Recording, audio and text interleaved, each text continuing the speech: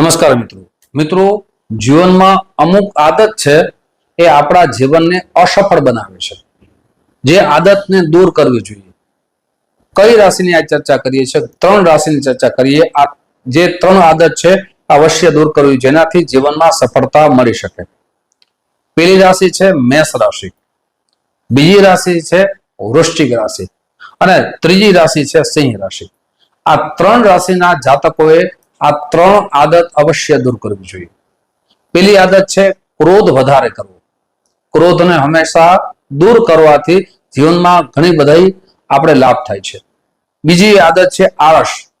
આળસ પણ ન કરવી જોઈએ। જીવનમાં આળસ કરીએ તો પણ આગળ વધી શકતા નથી। અને ત્રીજી આદત છે વાણી ઉપર કંટ્રોલ। આપ જેટલી કડવી વાણી બોલો તેનાથી નુકસાન થાય છે, એટલે મીઠી વાણીનો ઉપયોગ કરવો જોઈએ। આ 3 આદત તમારામાં હોય તો અવશ્ય દૂર કરજો, જેનાથી આપ સફળ જીવન બની શકો। નમસ્કાર।